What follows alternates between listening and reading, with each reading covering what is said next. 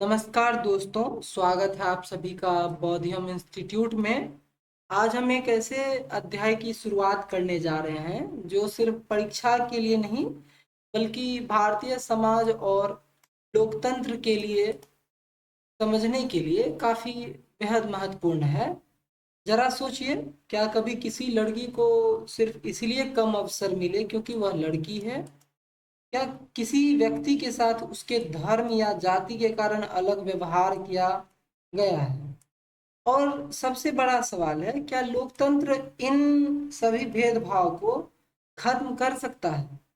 इन्हीं सवालों का उत्तर हमें क्लास 10th की जो पॉलिटी है एनसीईआरटी की, वो chapter 4 gender religion and caste में मिलेगा। इस अध्याय में हम जानेंगे कि लिंग, धर्म और जाति जैसे सामाजिक मुद्दे जो हैं वो भारतीय राजनीति को कैसे प्रभावित करते हैं। साथ ही यह समझेंगे कि हमारी जो संविधान है उसमें समानता, ठीक है, संविधान में जो समानता है और फिर स्वतंत्रता है,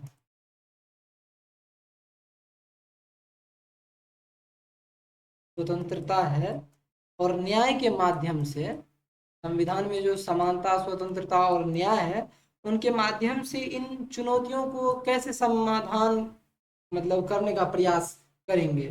तो आइए बिना किसी अतिरिक्त बात के शुरू करते हैं एनसीईआरटी क्लास 10th पॉलिटी की चैप्टर 4 को। इससे पहले के चैप्टर 1, चैप्टर 2, चैप्टर 3 को हमने बहुत महत्वपूर्ण तरीके से, बेहद अच्छे तरीके से पढ़ लिया है। यदि आपने अभी तक नहीं देखा है तो हमारे प्लेलिस्ट में एनसीईआरटी की जो प्लेलिस्ट है उसे जाएं और देखें और अपना राय जरूर दें। मैं इस वीडियो के डिस्क्रिप्शन में भी इसका लिंक दे रहा हूँ, जरूर देखें। तो चलिए शुरू करते हैं। जेंडर एंड पॉलिटिक्स, ठीक है। इसका होता है अर्थ लिंग और राजनीति। सरल शब्दों में बताएं तो इसका मतलब हुआ, समाज ने पहले से ही तय कर दिया है कि कौन सा काम महिला करेगी और कौन सा काम पुरुष करेगा, ठीक है। कौन सा काम महिला और कौन सा काम पुरुष करेगा, ये पहले से ही समाज ने डिसाइड कर दिया है। आमतौर पर माना जाता है कि जो घर की साफ सफाई है, ठीक है, घर की क्या है, साफ सफाई है, वो महिलाएं करेगी। खाना बनाना महिलाओं का काम है, बच्चों को संभालना वो महिलाओं का काम है। वहीं बाहर जाके पैसे कमाना, पैसे कमाने वाले जो काम है वो पुरुषों का है, ठीक है, पैसे कमाने वाला।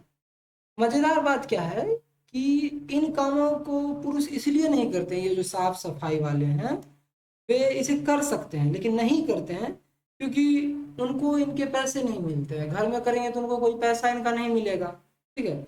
जैसे घर में खाना माँ बनाती है, घर में खाना कौन बनाती है, माँ बनाती हैं।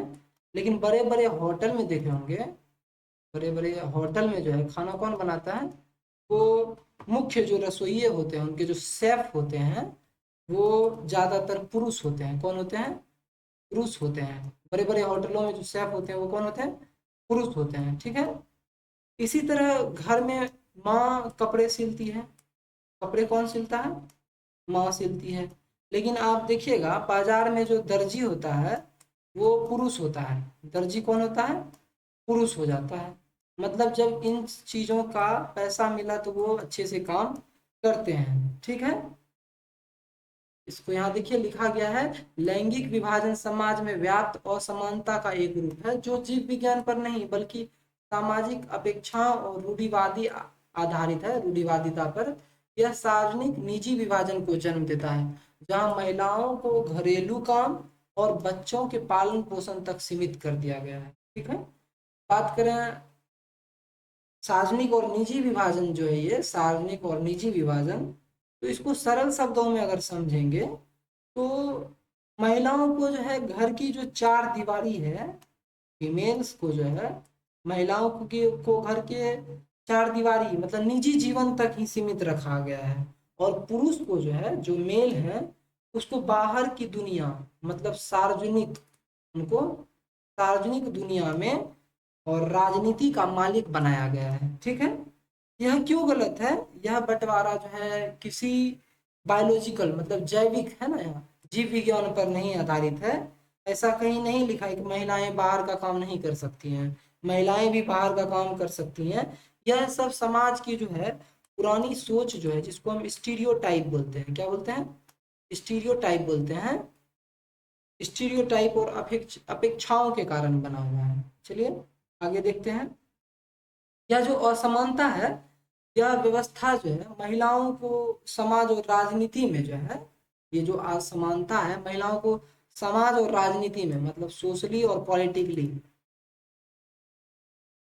सोशली और पॉलिटिकली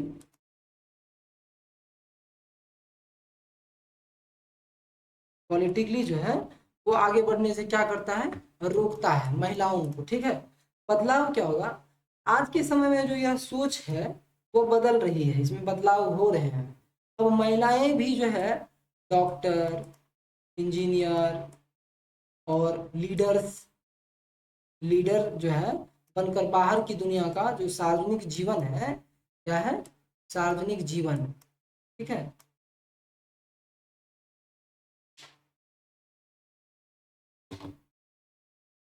सार्वजनिक जीवन जी रही है महिलाएं। ठीक है, आगे बात करते हैं। इसको समझिए, एक और आधार उदाहरण समझ लीजिए कि सोचो दो दोस्त हैं, एक राहुल है और एक अंजलि है। राहुल है, अंजलि है, ठीक है, दोनों एक ही क्लास में पढ़ते हैं, दोनों बराबर समझदार भी हैं, और लेकिन उनके घरों में जो है कुछ चीजें अलग हैं।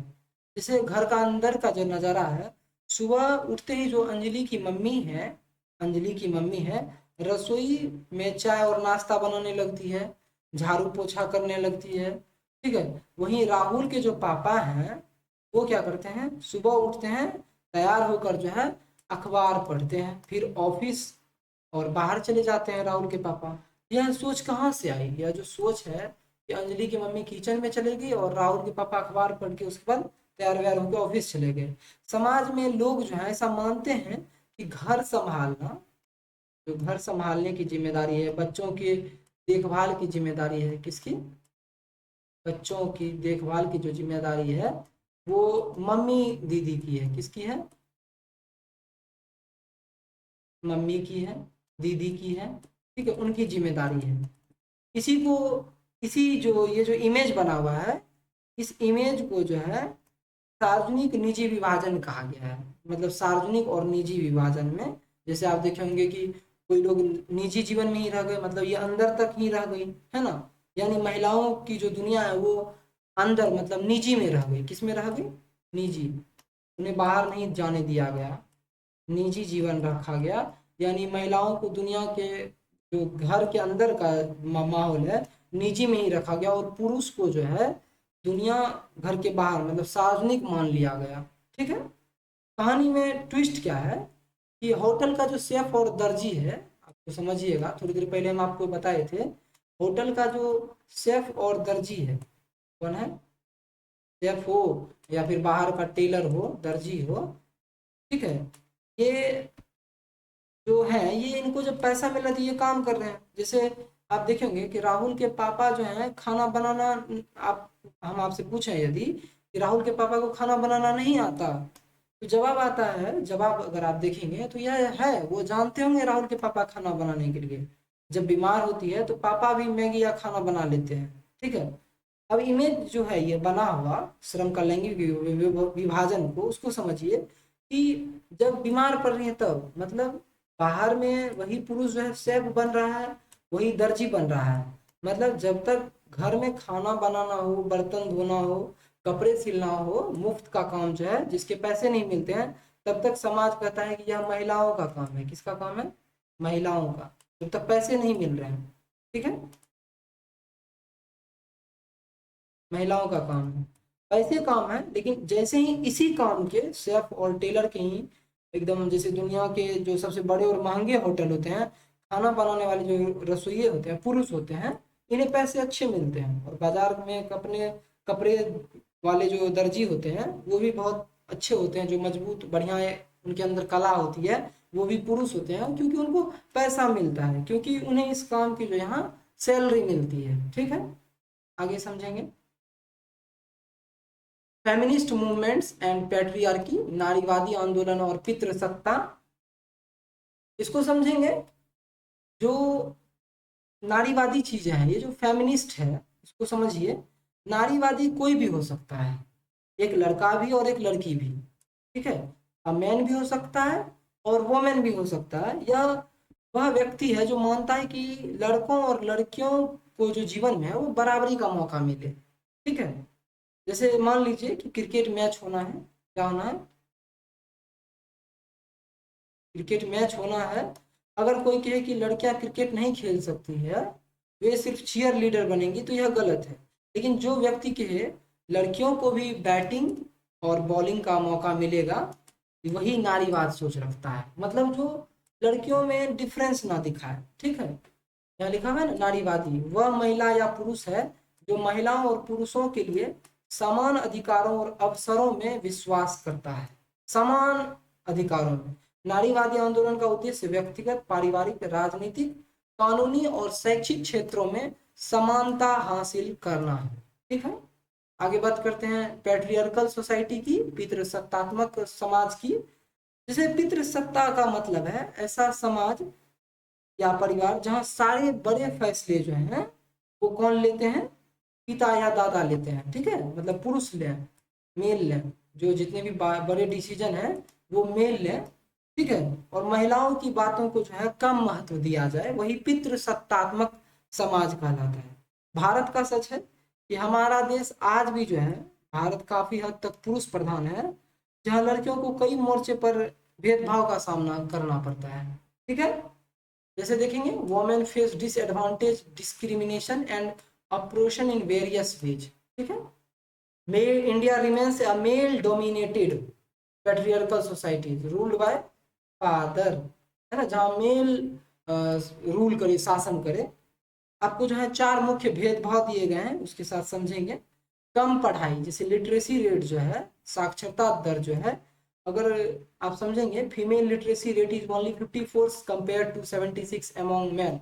ये एनसीईआरटी में दिया गया है, आपके एनसीईआरटी का डाटा है कि अगर 100 लड़के, समझिए 100 लड़के पढ़ना लिखना जानते हैं, उसमें 76% जो है, 76% हैं, तो उनके मुकाबले में सिर्फ 54% ही लड़कियां जो हैं पढ़ रहे पाती हैं। ऐसा इसलिए है क्योंकि परिवार में आज भी जो है क्या है, लड़कियों की पढ़ाई से ज्यादा लड़कों की पढ़ाई पर पैसा खर्च किया जाता है। बात करें अनपेड लेबर की, ज्यादा काम कोई पहचान नहीं, अवैतनिक श्रम होता है अनपेड लेबर। घर में जो है मम्मी पापा से रोजाना औसतन 1 घंटा ज्यादा काम करती है, मम्मी पापा से रोजाना। जैसे सुबह जल्दी उठना, कौन, मम्मी जो है पापा से। ठीक है, कौन करता है, मम्मी जो है से, पापा से। मतलब पापा जो है लेट से मान लीजिए उठते हैं, मम्मी पहले उठ जाती है, तो घर में जो है मम्मी जो है वो पापा से रोजाना औसतन जो है 1 घंटा ज्यादा काम करती हैं। जैसे सुबह जल्दी उठना, सुबह टिफिन बनाना, है ना, उठना, टिफिन बनाना, ठीक है, और घर संभालना। लेकिन इस काम के बदले उन्हें कोई सैलरी नहीं मिलता है, इसलिए लोग इस काम को काम नहीं मानते हैं, या अनपेड लेबर हुआ। हालांकि आप इसी काम को करने के लिए बाहर से आप लोगों को जब लाएंगे तो पैसे लगेंगे। ठीक है, अब बात करते हैं sex ratio and female foeticide की। लड़कियों की जो कम संख्या है, मतलब लिंगानुपात जो है, उसके बारे में। समाज में बेटा पाने की चाहत इतनी ज्यादा हो गई है कि कई लोग लड़कियों को जन्म ही नहीं देते हैं और भ्रूण हत्या जैसी चीजें कर लेते हैं, कन्या भ्रूण हत्या। ठीक है, कन्या भ्रूण हत्या जैसी चीजें होती है। इस वजह से लड़कों के मुकाबले जो है लड़कियां की गिनती कम हो रही है, मतलब लड़की जो है वह कम है, लड़की क्या हो रही है, लड़कों के मुकाबले कम हो रही है। ठीक है, आगे बात करते हैं घरेलू हिंसा, डोमेस्टिक वायलेंस की बात करें। Wide spread reports of harassments, exploitation and violence against women in both urban and rural areas. इसका अर्थ हुआ कि कई जगहों पर जो है महिलाओं के साथ जो है घर और बाहर दोनों जगह जो है बुरा व्यवहार किया जाता है, जैसे मारपीट वगैरह कर लेते हैं। क्या करते हैं? मारपीट करना, मारपीट, ठीक है। हिंसा की जाती है किनके साथ? महिलाओं के साथ। देखिए हिंदी में भी लिखा हुआ है, भारत आज भी एक पुरुष प्रधान पितृसत्तात्मक समाज है, महिलाओं को विभिन्न तरीकों से भेदभाव और उत्पीड़न का सामना करना पड़ता है, ठीक है। साक्षरता दर की बात करें तो पुरुषों की 76% की तुलना में महिला साक्षरता दर केवल 54% है, ठीक है। समझ रहे हैं, पुरुष 76% साक्षर है तो महिलाएं कितनी है? केवल 54% है, ठीक है। आगे बात करते हैं वोमेन पॉलिटिकल रिप्रेजेंटेशन की, मतलब महिलाओं का जो है राजनीतिक प्रतिनिधित्व की बात करें, महिलाओं की जो राजनीतिक प्रतिनिधित्व है, मतलब देश चलाने में जो महिलाओं की भागीदारी है उसकी बात करें, इसका मतलब है कि देश के लिए जो कानून बनने वाली जगह है, जैसे संसद वगैरह जो है, क्या है? संसद, पार्लियामेंट जो है, संसद जो है जैसे लोकसभा हो गया, में कितनी महिला नेता मौजूद है? समस्या है और एक कड़वा सच भी है कि भारत में शुरू से ही जो है महिला नेताओं की संख्या बहुत कम रही है ना? क्या कम रहा है? महिला नेता बहुत कम रहा है।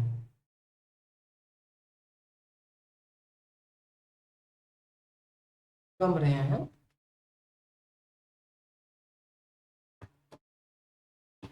इन India the proportion of women in legislature has been historically low, मतलब कम रहा है ऐतिहासिक रूप से, ठीक है।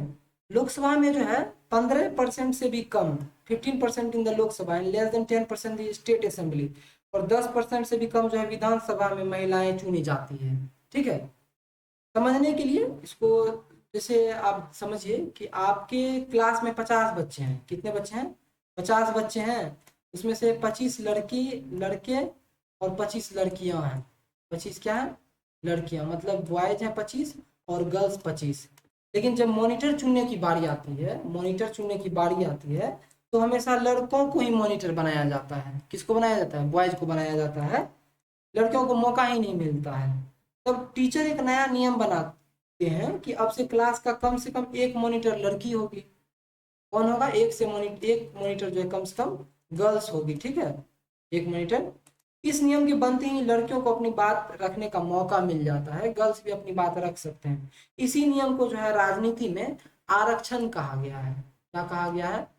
आरक्षण, रिजर्वेशन कहा गया है, ठीक है। जैसे आप समझेंगे, संविधान के कुछ खास नियम दिए गए हैं, कॉन्स्टिट्यूशनल आर्टिकल्स और अमेंडमेंट्स दिए गए हैं। जैसे आप देखेंगे आर्टिकल 14 एंड 15, इसमें राइट टू इक्वालिटी है, मतलब यह कानून जो कहता है कि कोई भी लड़का या लड़की होने के आधार पर भेदभाव नहीं कर सकता है, दोनों को बराबरी का हक है। Prohibition of discrimination based on sex, लिंग के आधार पर आप भेदभाव नहीं कर सकते। फिर है आर्टिकल 15 का जो थर्ड है, इसमें कहता है वह enables special provisions positive discrimination for women and children, है ना। इसमें बाबू 15 और थर्ड जो है आर्टिकल, उसमें कहा गया है विशेष प्रावधान है वुमेन और चिल्ड्रन के लिए। आर्टिकल 39D पढ़ेंगे, जो डीपीएसपी है हमारा, गांव और शहरों में जो आरक्षण लगा जाता है, इसमें है कि आर्टिकल 39D बराबर काम, डीपीएसपी में बराबर काम और बराबर पैसा होता है, जैसे equal pay for equal work for both man and women, ये 39D कहता है। अगर काम जो है, अगर एक पुरुष और महिला दोनों एक ही जैसा काम कर रहे हैं, तो दोनों को मिलने वाली जो सैलरी होगी वो एकदम बिल्कुल क्या होगी? बराबर होगी। आर्टिकल 39D कहता है हमारा। Article 243D sub clause 3 and article 243T3 क्या कहता है इसमें कि गांव और जो शहरों में आरक्षण है, इसमें क्या किया गया है कि हमारे देश में जो थर्ड लेवल का गवर्नमेंट है, थर्ड टायर का जो गवर्नमेंट है, जो लोकल बॉडीज के लिए, किसके लिए? लोकल बॉडीज के लिए, जिसको पंचायती बोलते हैं, उसमें जो है पंचायती में और नगर पालिकाओं में उसके चुनाव में कम से कम जो है 1/3 33% सीटें जो महिलाओं के लिए फिक्स्ड कर दिया गया है, रिजर्वेशन आरक्षित है। इसमें लाखों महिलाओं को गांव और शहर की लीडर बनी है इस नियम के बनने के बाद, है ना। वो कौन सा आर्टिकल है? Article 243D third. 106 constitutional amendment act 2023 में क्या हुआ कि 106वां संविधान संशोधन में नारी शक्ति वंदन अधिनियम जो था, इसमें यह सबसे नया और ऐतिहासिक कानून है। इसके तहत अब जो है देश की जो सबसे बड़ी पंचायत है, लोकसभा और विधान परिषद वाली, विधायक वाली, ठीक है, लोकसभा और राज्य की जो विधानसभाओं में महिलाओं के लिए जो है 33% जो है ना, फिक्स कर दिया गया है कि उनको देश चलाने में उनकी पूरी भागीदारी हो। 13% रिजर्वेशन फॉर वुमेन, है ना, provide 13%, 33% reservation for women in Lok Sabha. ठीक है, आगे बात करते हैं।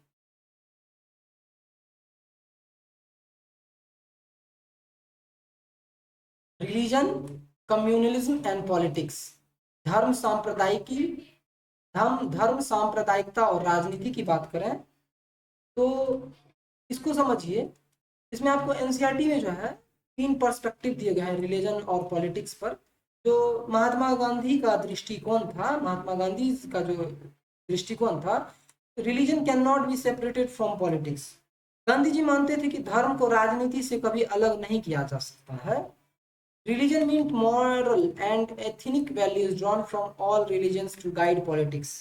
यहाँ धर्म का मतलब हिंदू या मुस्लिम धर्म नहीं है, बल्कि सभी धर्मों के जो नैतिक मूल्य हैं, मॉरल वैल्यूज है, जो मॉरल वैल्यूज है यानी अच्छी बात है, जैसे सच बोलना, दया करना और दूसरों की मदद करना। ठीक है, आगे बात करते हैं ह्यूमन राइट्स ग्रुप व्यू की। मतलब जो मानवाधिकार समूह है उनकी दृष्टिकोण की बात करें तो कमजोरों को जो है इसमें सुरक्षा की बात की गई है। जैसे आपके एनसीईआरटी में लिखा हुआ है कि मानवाधिकार जो समूह है उनका कहना है कि जब भी देश में सांप्रदायिक दंगे होंगे, मतलब कम्युनल राइट्स होगा भारत में, धर्म के नाम पर लड़ाई होते हैं, तो सबसे ज्यादा नुकसान जो है धार्मिक अल्पसंख्यक यानी जिन धर्मों के जो लोगों की संख्या कम है उन्हें उठाना पड़ता है। जो रिलीजियस माइनॉरिटीज हैं, है ना, उन्हें उठाना पड़ता है। इसलिए सरकार जो है, मतलब राज्य को उनकी रक्षा करनी चाहिए। State must protect them. Women's movement view की बात करें, महिला आंदोलन की बात करें, महिला आंदोलन का दृष्टिकोण की बात करें तो ये पारिवारिक कानून में सुधार किया गया है। जैसे महिला आंदोलनों का कहना है कि सभी धर्मों के जो पारिवारिक कानून हैं, सभी धर्मों के जो पारिवारिक कानून है, यानी शादी हो, मैरिज हो, डाइवर्स, तलाक हो, ठीक है, गोद लेना हो, संपत्ति हो, इनहेरिटेंस, ये सभी हो, तो क्या करना है कि ये जो नियम है महिलाओं के साथ भेदभाव करते हैं, इसलिए इन कानूनों को बदलना चाहिए ताकि महिलाओं को बराबरी मिले। जैसे आप इसको समझिए, पुराने समय में ना कई जगह ऐसा नियम था कि पिता के बाद जो है, पिता के बाद मतलब फादर के बाद जो है जमीन जो है वो सिर्फ उसके बेटे को मिलेगी। जमीन किसको मिलेगी? सन को मिलेगी, बेटे को मिलेगी, बेटियों को नहीं, है ना। महिला आंदोलन यही कहते हैं कि कानून ऐसा होना चाहिए कि जो बेटे और बेटी दोनों को बराबरी का हक दे, चाहे वो बेटा हो या बेटी हो, उन दोनों को जो है बराबरी का हक मिले, संपत्ति में या प्रॉपर्टी में, ठीक है, हर चीज में उनको बराबर का हक मिले। ठीक है, इससे सीख क्या मिलती है कि राजनीति में, इस बात से यह सीख मिलती है कि राजनीति में धर्म का आना तब तक गलत नहीं है जब तक वह लोगों को अच्छी बात सिखाए। जैसे ही वह कमजोरों और महिलाओं को उनका हक और सुरक्षा छीनने लगे तो वो गलत है। ठीक है, राजनीति में धर्म ठीक है, लेकिन बात अच्छी बात होनी चाहिए, अच्छी बातें सिखानी चाहिए। ठीक है, आगे बात करते हैं communalism and its various forms की बात करते हैं, सांप्रदायिकता तथा इसके विभिन्न रूप की बात करते हैं। तो सांप्रदायिकता जो है, कम्युनलिज्म इज एन आइडियोलॉजी। सांप्रदायिकता को समझिए, अगर अच्छे तरीके से इसको समझा जाए, सांप्रदायिकता है जब कोई व्यक्ति यह सोचने लगे कि सिर्फ मेरा धर्म ही सबसे अच्छा है, मतलब मेरा धर्म जो है वही सबसे अच्छा है। क्या है? कम्युनलिज्म का अर्थ हो गया कि मेरा धर्म ही जो है सबसे अच्छा है, सबसे अच्छा है, और बाकी सभी जितने धर्म हैं, बाकी धर्म क्या है, जितने हैं वह सभी खराब है, बाकी धर्म बेकार है, खराब है, तो उसे सांप्रदायिकता कहते हैं। यह जो है एक विचारधारा मानी जाती है कि धर्म के सभी लोग एक जैसे होते हैं, क्योंकि सच नहीं है। अलग अलग धर्मों के लोग एक साथ मिलकर देश में प्यार से नहीं रह सकते हैं। कम्युनलिज्म इसकी गलत सोच है ना, कम्युनलिज्म की गलत सोच। तो आप समझिए कि जब कोई व्यक्ति, कम्युनिज्म किसको कहते हैं, जब कोई व्यक्ति यह सोचने लगे कि सिर्फ मेरा ही धर्म जो है वह सबसे अच्छा है और दूसरे का धर्म जो है वह बेकार है या दुश्मन है, तो उसे सांप्रदायिकता कहते हैं। ठीक है। जैसे मान लीजिए आपके स्कूल में 4 हाउस हैं। कितने हैं? 4 हाउस हैं। जैसे रेड हाउस है, ब्लू हाउस है, उसके बाद ग्रीन हाउस है, येलो हाउस है। आपके स्कूल में 4 हाउस है। अगर रेड हाउस के जो बच्चे हैं, ये जो रेड वाले हैं, ये सिर्फ यह सोचने लगे कि सिर्फ हम ही सबसे होशियार हैं, रेड वाले ही होशियार हैं, ब्लू हाउस वाले हमारे दुश्मन हैं, हम उनके साथ कभी बेंच शेयर नहीं करेंगे ब्लू हाउस वाले के साथ। बस इसी सोच को जब धर्म के मामले में देखा जाता है तो उसे सांप्रदायिकता कहते हैं, कम्युनलिज्म कहते हैं। ठीक है, लिखा हुआ है। सांप्रदायिकता एक ऐसी विचारधारा है जो इस धारणा में आधारित है कि धर्म ही सामाजिक समुदाय का मुख्य आधार है। इसकी मूल धारणा यह मानती है कि एक ही धर्म के लोगों के हित समान होते हैं। विभिन्न धर्मों के लोग एक राष्ट्र में समान नागरिक के रूप में नहीं रह सकते हैं, जो बिल्कुल गलत है। आपकी किताब जो है एनसीईआरटी, उसमें 4 आपको रूप दिए गए हैं सांप्रदायिकता को राजनीति में। समझिए, जैसे एवरीडे बिलीव्स, रोजमर्रा के जो विचार हैं, मन में बैर रखना, मतलब अपने मन में जो है दूसरे धर्म के बारे में गलत धारणाएं, मतलब प्रिजुडाइस बना लेना या अपने धर्म को दूसरों से ऊंचा समझना, ये कि समझना कि मेरा धर्म ही जो है ऊपर है और सभी धर्म जो है वो क्या है, नीचे है। ठीक है, आप इसको समझिए। जैसे कि उस धर्म के अच्छे लोग होते ही नहीं है, यह बात बिना सोचे समझ जाना यह गलत बात है। जैसे हम किसी और धर्म से हैं और किसी और धर्म के बारे में हम यह मान लें कि ये इस धर्म का जो आदमी है वो क्या है, वो बुरा है, वो बैड है। ठीक है। जैसे नेक्स्ट बात करते हैं, क्विस्ट फॉर पॉलिटिकल डोमिनेंस, मतलब दबदबा बनाने की चाह रखते हैं। जो धर्म संख्या में ज्यादा है, जैसे मेजोरिटेनियन जो है, जो बहुसंख्यक हैं, वह सोचे कि सरकार और देश पर सिर्फ उसी का कब्जा है। जो कम है, अल्पसंख्यक हैं, माइनॉरिटी में है, माइनॉरिटी कम्युनिटी के हैं, वह यह समझ ले कि वे डरकर अपने लिए एक अलग राज्य या हिस्से की मांग करने लगते हैं। ठीक है, दबदबा बनाने की जगह में से होता है majoritarian dominance for the majority community और a desire to form a separate political unity for minority communities. अर्थ ये हो गया, आप इसको आसान भाषा में समझिए, जो क्लास के क्रिकेट मैच में, क्लास का जो क्रिकेट मैच है उसमें सिर्फ रेड हाउस के खिलाड़ियों को ही कप्तान और उप कप्तान बनाना है, बाकी को मौका ही नहीं देना, ये गलत बात है। ये रेड हाउस वाले डोमिनेंस ही दिखा रहे हैं।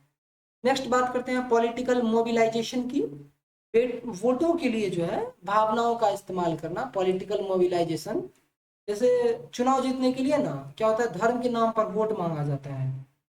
चुनाव जीतने के लिए नेता धार्मिक प्रतीकों, जैसे पवित्र चिन्हों जो होते हैं, सिंबल्स, रिलीजियस लीडर्स, वो क्या करते हैं, धार्मिक गुरुओं और डरावने भाषण का उपयोग करते हैं, emotional appeals and fear to bring followers together in election. मतलब डरावने भाषणों का इस्तेमाल करते हैं ताकि लोग डरकर एक साथ आ जाए। चुनाव के इस समय यह कहना, अगर तुमने मुझे वोट नहीं दिया, चुनाव के समय यह कह देना कि अगर तुमने वोट मुझे नहीं दिया तो तुम्हारा धर्म जो है वह खतरे में पड़ जाएगा, यही पॉलिटिकल मोबिलाइजेशन कहलाता है। ठीक है। नेक्स्ट बात करते हैं कम्युनल वायलेंस की, दंगे और हिंसा की बात करते हैं। यह सबसे खतरनाक रूप होता है कम्युनल वायलेंस। इसमें क्या है कि जब यह नफरत इतनी बढ़ जाती है कि लोग आपस में लड़ने मरने को तैयार हो जाते हैं, दुकानें जला देते हैं, दंगे कर देते हैं, वायलेंस कर देते हैं, मैस्कर्स, एकदम मार काट हो गया। ठीक है, जैसे भारत के विभाजन जो है पार्टीशन के समय हुआ था, ये बहुत गलत बात है, कम्युनल वायलेंस राजनीति में। ठीक है, दंगे करवाना, जैसे आप देखे होंगे कि 2 टीम के बीच बात इतनी बढ़ जाती है, कभी कभी खेल छोड़कर आपस में लाठी डंडे चलने लगते हैं, वो गलत है।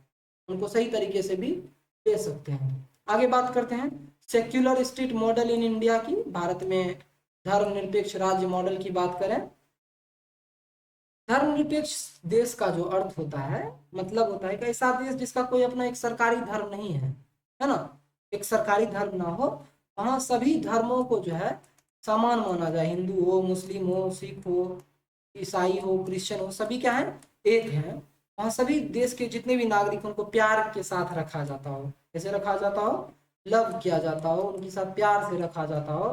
ठीक है, जैसे आप अगर हम बात करें दूसरे देश की, जैसे श्रीलंका में, जैसे हम फर्स्ट डे में फर्स्ट चैप्टर में पढ़े थे पावर शेयरिंग में, श्रीलंका में जो है वहाँ सरकारी बौद्ध धर्म था, क्या था वहाँ बुद्धिज्म को प्रमोट किया गया था, और तमिल जो लोग थे और मुस्लिम और क्रिश्चियनिटी के लोग जो थे उनको नहीं ज़्यादा सपोर्ट किया गया था, बुद्धिज्म को ज़्यादा सपोर्ट किया गया था। आप और बात करते हैं पाकिस्तान का जो इस्लाम है, पाकिस्तान में जो इस्लाम है, पाकिस्तान में इस्लाम जो है, और इंग्लैंड का ईसाई धर्म, इंग्लैंड में कौन सा धर्म है, इंग्लैंड में क्रिश्चियनिटी है। लेकिन भारत का कोई एक आधिकारिक या सरकारी धर्म नहीं है, यह सरकार के लिए जो है हिंदू मुस्लिम सिख क्रिश्चियन सब बराबर हैं। टू काउंटर कम्युनलिज्म, हमने सांप्रदायिकता को इसे खत्म कर दिया है। The Indian constitution makers adopted the model of A secular state, है ना। अनलाइक श्रीलंका में बौद्धिज्म को प्रमोट किया गया, पाकिस्तान को इस्लाम में, इंग्लैंड को क्रिश्चियनिटी में, और India has no official state religion, Bharat के पास अपना कोई सरकारी धर्म नहीं है। ठीक है, संविधान ने कुछ खास नियम भी दिए हैं, कॉन्स्टिट्यूशनल आर्टिकल्स जो है संविधान के खास नियम है सेक्युलरिज्म पर। ठीक है, इसको समझिए। प्रस्तावना, preamble, the word secular was explicitly added by the 42 constitutional amendment act 1976। मतलब संविधान की जो है शुरुआत में ही जो सेक्युलर जो है शब्द, इसको पंथ निरपेक्ष कहते हैं। सेक्युलर का क्या अर्थ होता है, पंथ निरपेक्ष, है ना, या धर्म निरपेक्ष शब्द को जो है 42वें संविधान संशोधन से 1976 में जोड़ दिया गया था। इसको ये अर्थ है कि आप संविधान में जो है भारत में कोई भी एक धर्म खास नहीं रहेगा, यहाँ सभी धर्म के लोग रहेंगे, बराबरी का मौका दिया गया। और इसे ऐसे मतलब प्रियम्बल में इसलिए जोड़ा गया कि इसमें कभी बदलाव ना हो सके, बदल ना सके। बात करें आर्टिकल 25-28 की, धर्म की जो आज़ादी है 25 से 28 में, fundamental right to freedom of religion, मतलब धर्म की आज़ादी, ये भारत के हर बच्चे और नागरिक को यह अधिकार मिलता है 25 से 28 में कि वो अपनी पसंद के किसी भी धर्म को मान सकता है। Freedom of conscience, practice, propagation and management of religious affairs, वह अपनी पसंद से किसी भी धर्म को मान सकता है, उसकी पूजा कर सकता है और उसका प्रचार भी कर सकता है, कोई इस पर दबाव नहीं डालेगा। ठीक है, आर्टिकल 15-16 की बात करें, प्रोहिबिट्स, ये जो नौकरी में बराबरी की बात की गई है, prohibits state discrimination on grounds of religion in public employment and general access. मतलब सरकारी नौकरी में, स्कूल कॉलेज में एडमिशन देते समय किसी से भी यह नहीं पूछेगा कि तुम्हारा धर्म क्या है ना, ये पूछ के एडमिशन नहीं होगा, सबको बराबरी का मौका मिलेगा। इक्वालिटी की बात की गई है। ठीक है, इसकी बात की गई है, भारत में इक्वालिटी की बात की गई है। आर्टिकल 44 डीपीएसपी की बात करें, समान नागरिक संहिता होता है इसका अर्थ। ठीक है, इसमें क्या कहा गया है कि संविधान कहता है कि देश कोशिश करेगा कि भविष्य में सभी नागरिकों के लिए, चाहे उनका धर्म कुछ भी हो, पारिवारिक नियम एक जैसे हों। Direct state to secure a uniform civil code UCC for all citizens, मतलब देश कोशिश करेगा कि भविष्य में सभी नागरिकों के लिए, चाहे उनका धर्म कुछ भी हो, पारिवारिक नियम एक जैसे हों। ठीक है, यूनिफॉर्म सिविल कोड की बात की गई है। नेक्स्ट बात करते हैं SR Bombay versus union of India 1994। मतलब एसआर बॉम्बे केस जो हुआ था, देश की जो सबसे बड़ी अदालत है सुप्रीम कोर्ट, है ना, ने फैसला दिया था कि सेक्युलरिज्म जो शब्द है, धर्मनिरपेक्षता हमारे संविधान की नींव है, बेसिक स्ट्रक्चर है ना, इसे कोई भी सरकार कभी मिटा नहीं सकती है ना, सेक्युलरिज्म को कभी भी मिटा नहीं सकती है। ठीक है, आगे बात करते हैं। कास्ट एंड पॉलिटिक्स की बात करें, जाति और राजनीति की बात करें, इसको तो समझिए। ये जो कास्ट हायरार्की है, पुरानी ऊंच नीच में, पुराने समय में ना समाज के जो लोग थे ये कास्ट हायरार्की को समझते हैं। पुराने समय में समाज के लोगों ने काम के आधार पर जातियों की जो है एक सीढ़ी बना दी थी। क्या बना दी थी, काम के आधार पर, जो जैसा काम कर रहा है उस हिसाब से सीढ़ी बना दिया गया। इसमें कुछ जातियों को सबसे ऊपर रखा गया और कुछ को जो है सबसे नीचे मान लिया गया। कहाँ मान लिया गया, नीचे।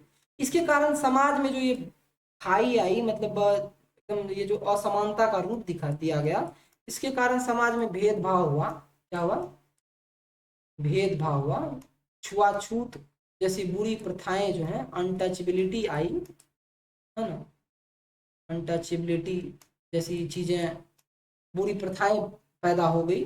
पहले नियम यह था जो पिता का काम है वही बेटा भी करेगा, जैसे लोहार का बेटा जो है क्या करेगा, लोहार का बेटा लोहार ही काम करेगा, लोहार लोहार वाला काम करेगा, लोहार है तो उसका बेटा लोहार का ही काम करेगा, सोने का काम करने वाला बेटा सुनार बनेगा। ठीक है। जाति व्यवस्था को तोड़ने वाला जो कारक है उसको अगर हम समझें तो आप देखे होंगे, देखिए the caste system is an extreme form of social division based on hereditary occupational division sanction bye rituals, it resulted in discrimination and practice of untouchability. मतलब वही जो है कास्ट सिस्टम को सामाजिक विभाजन किया गया। ठीक है, इससे क्या हुआ, भेदभाव आया और छुआछूत जैसी बात आई। बात करें factors breaking down caste hierarchy की, मतलब जाति व्यवस्था को जो तोड़ने वाले कारक थे, इसमें क्या हुआ कि जो शहरीकरण थे, है ना, अर्बनाइजेशन जो था, शहरीकरण जो था, उसमें जब लोग जो है गांव से शहरों में आकर बड़ी बड़ी सोसाइटियों या फ्लैट में रहने लगे तो किसी को नहीं पता चला कि बगल वाले फ्लैट में रहने वाले पड़ोसी की जाति क्या है ना। सब बस में, मेट्रो में, होटल में एक साथ बैठते थे, खाना खाते थे। ठीक है, इससे इस चीज को टूटा गया। साक्षरता का प्रसार हुआ, जैसे आप देखेंगे persistence of eco caste. Indogi marrying with caste is still prevalent. Literacy gaps remain and economic status continues to be closely linked to caste hierarchy. मतलब पढ़ाई लिखाई बढ़ने से लोगों की सोच बदल रही थी। स्कूल कॉलेज में एक बेंच पर बैठकर खाना खा रहे थे, साथ लंच शेयर करते थे, जिससे जाति का भेद खत्म हो रहा था। जो पेशागत गतिशीलता थी, है ना, पेशागत गतिशीलता थी, उसको भी क्या किया गया, सबसे जरूरी पॉइंट है यह, इसका मतलब है ये जो पेशा गतिशीलता है उसको समझिए, ऑक्यूपेशनल जो मोबिलिटी है, इसमें क्या किया गया कि पूर्वजों के काम को छोड़कर अपनी पसंद का नया काम चुना जाने लगा, है ना, ऑक्यूपेशनल मोबिलिटी को। जो एंसेस्टर के जो ऑक्यूपेशन थे उनको क्या किया गया, खत्म कर दिया गया। जैसे आज एक लोहार या किसान अगर रहे, लोहार या किसान रहे, वह अपनी मेहनत से जो है अपने बेटे को डॉक्टर बना लेता है, इंजीनियर बनाते हैं, आईएएस बनाते हैं। ठीक है, ऐसा नहीं रहा कि जो उनके पिता काम करेंगे वही वह काम करेगा, जिससे जाति का जो भेद था वो खत्म होने लगा। ये जो जिम्मेदारी का बात है, जिम्मेदारी भी कमजोर हुई इसमें।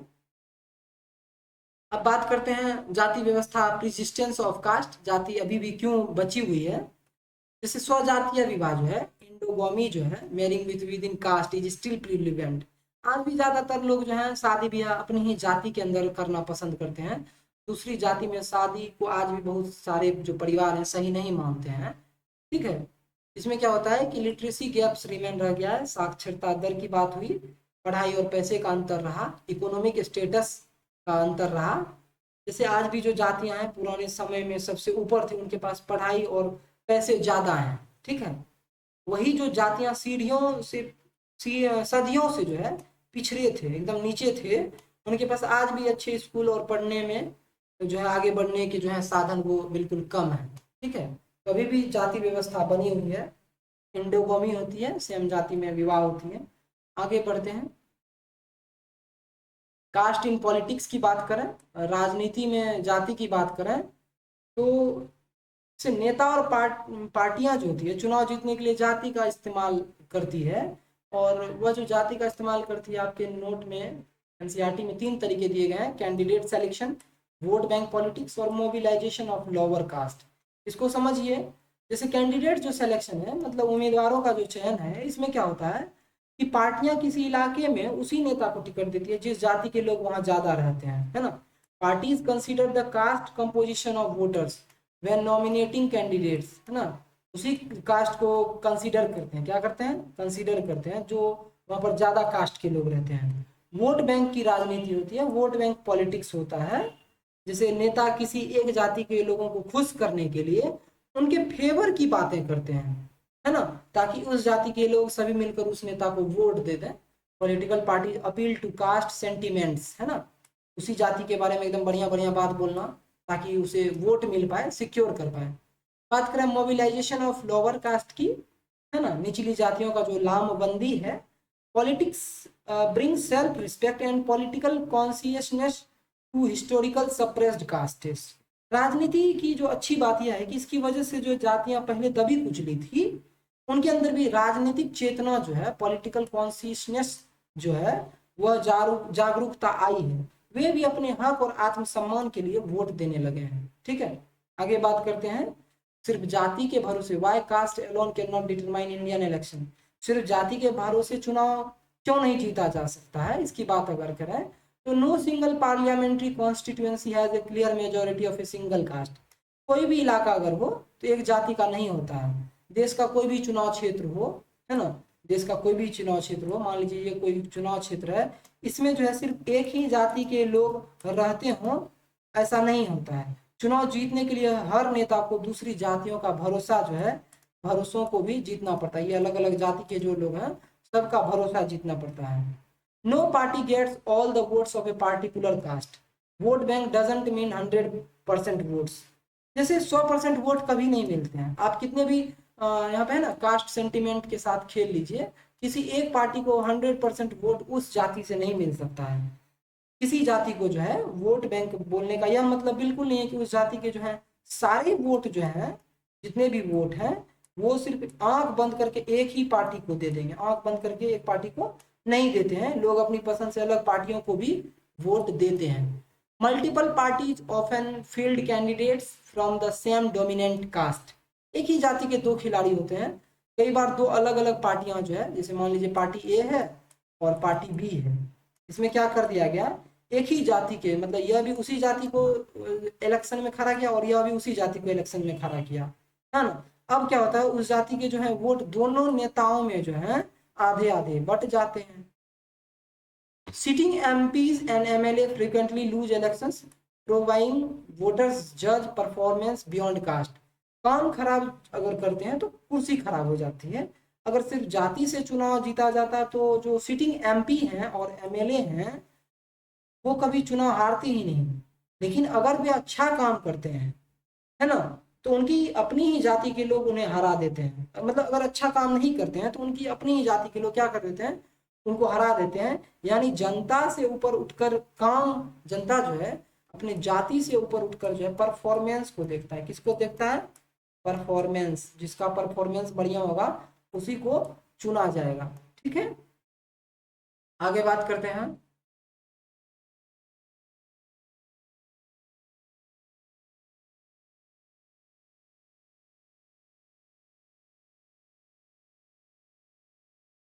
कास्ट, पॉलिटिकल इन कास्ट है, politics in caste and constitutional safeguards. जाति में राजनीति और संवैधानिक संरक्षण। ये जो जाति में राजनीति है, ये जातियों का एक नया रूप है। राजनीति में आने के बाद जो है जातियां खुद को मजबूत करने के लिए 3 काम करती है। जैसे ब्रोडनिंग बेस, मतलब दायरा बड़ा करती है। हर जाति जो है अपने लिए जो है अपने आप को बड़ा दिखाने के लिए अपने आसपास की जो छोटी उपजातियां हैं उनको साथ भी जोड़ लेती है ना। Each caste group tries to become bigger by incorporating sub caste और नेबरिंग कास्ट, है ना। उनके जैसे अगर छोटी उपजातियां जो उनको साथ अपने साथ जोड़ लेती है। फिर क्या है, कोalition बिल्डिंग, गठबंधन बनाना। चुनाव जीतने के लिए जो है ना अलग अलग जातियां आपस में हाथ मिला लेती है, जैसे पिछड़ी और अग्री, है ना। बैकवर्ड और फॉरवर्ड जो है वो कास्ट अलायंस कर लेती हैं, एक मिलकर जो है साथ मिलकर ग्रुप बना लेती हैं। न्यू कास्ट ग्रुप क्या है, नई जाति समूह। राजनीति के मैदान में पुरानी जातियों की जगह नए नाम आ गए हैं, जैसे दलित, ओबीसी, जनरल कैटेगरीज को पॉलिटिकल दृश्य से देखा गया है। कई लोग कहते हैं कि हम दलितों के नेता हैं, कोई कहते हैं हम ओबीसी के नेता हैं, कोई कहते हैं कि जनरल के हम आवाज को ऊपर करेंगे। इस तरीके से जो है न्यू कास्ट ग्रुप, जनरल में बहुत सारे कास्ट आ गए, जैसे ब्राह्मण, क्षत्रिय, है ना, और भी जो कायस्थ है, और भी बहुत सारे कास्ट हैं। आपको बता दें कॉन्स्टिट्यूशनली सेफगार्ड्स जो है अगेंस्ट कास्ट डिस्क्रिमिनेशन, संवैधानिक रूप से जो है सुरक्षा दिया गया है जाति की जो भेदभाव है। जैसे आप पढ़ेंगे तो संवैधानिक संरक्षण में आर्टिकल 17 मिला है, छुआछूत का अंत हुआ है, कंप्लीट एबॉलिशन ऑफ अनटचेबिलिटी। यह कानून जो है देश में छुआछूत को पूरी तरह मिटा देता है। अगर कोई किसी के साथ जाति के नाम पर भेदभाव करता है तो उसे जेल भी हो सकता है। क्या हो सकता है, जेल हो सकता है। तो जाति के नाम पर आप भेदभाव नहीं करेंगे। आर्टिकल 15(4) और 16(4) क्या कहता है, इसमें जो आरक्षण दिया गया है, विशेष स्पेशल प्रोविजंस दिया गया है, and reservation in educational institutions and public employment for schedule caste, schedule tribes and other backward classes. इसमें क्या किया गया है, एक नियम है आर्टिकल 15(4) और 16(4) में कि अनुसूचित जाति जो है, शेड्यूल कास्ट है, शेड्यूल ट्राइब जो है, अनुसूचित जनजाति हैं, और अन्य पिछड़ा वर्ग जो है, तो बच्चे जो, अगर इनके जो बच्चे हैं उनको अच्छे स्कूल कॉलेज में जो है एडमिशन के लिए या सरकारी नौकरी में उनके लिए इनको रिजर्वेशन मिला हुआ है। क्या मिला हुआ है, रिजर्वेशन मिला हुआ है, ताकि वे भी सबके बराबर आ सके। आर्टिकल 46 है डीपीएसपी, यह सरकार को आदेश देता है कि वह जो गरीब लोग हैं, SC ST के जो लोग हैं, अदर वीकर सेक्शन के जो लोग हैं, आर्थिक रूप से जो कमजोर हैं, उनको पैसे से जुड़ी मदद जो है करना है। जैसे स्कॉलरशिप देना है, क्या देना है, स्कॉलरशिप मिलता है, ठीक है, पढ़ने के लिए खास योजनाएं भी बनाए जाते हैं। नेक्स्ट बात करते हैं आर्टिकल 330 और 332। संसद में जो सीट है, reservation of SC and ST in Lok Sabha and state legislative assembly. संसद में जो है, जैसे क्लास में मॉनिटर की सीट फिक्स होती है, वैसे ही देश को चलाने वाली जो लोकसभा और राज्य की जो विधानसभा है, उसमें SC और ST के जो नेता हैं, उनके लिए उनकी आवाज देश तक पहुंच सके, उनके लिए रिजर्वेशन की व्यवस्था की गई। जैसे अगर बात करें SC सीट की, तो वो 84 है, और ST की बात करें तो वो कितना है, 47 है। ST को कितना सीट मिला है, 47, मतलब अनुसूचित जाति को 84 सीट और अनुसूचित जनजाति को 47। मतलब देश में कुल सांसद अगर 543 हैं, उसमें से जो है 84 SC कास्ट के बनेंगे और 47 ST कास्ट के बनेंगे। रिजर्वेशन है, उनके भी मांगों को ऊपर पहुंचाया जाए, वो भी अपनी आवाज बात रख पाए। ठीक है दोस्तों, यह हमारा चैप्टर आपको कैसा लगा, हमें अपने इस कमेंट में, वीडियो के कमेंट में जरूर अपना राय दें। अगर वीडियो पसंद आए तो लाइक जरूर करें, चैनल को सब्सक्राइब कर लीजिएगा, ठीक है, और अपने दोस्तों में भी अगर अच्छा लगे तो प्लीज़, आपका शेयर हमें मोटिवेट करता है, अपने दोस्तों में भी शेयर कर दीजिएगा। ठीक है, हमारे साथ बने रहें। हम NCERT की जो है वो कंप्लीट सीरीज लाए हैं, एकदम हम आपको 6 से 12 तक पढ़ाएंगे। फिलहाल अभी हम 10th से स्टार्ट किए हैं, लेकिन बहुत जल्द वह भी होगा जो हम 6 से लेकर 12 तक कंप्लीट रेगुलर क्लास कराएंगे। बने रहें हमारे साथ। जय हिंद, जय भारत।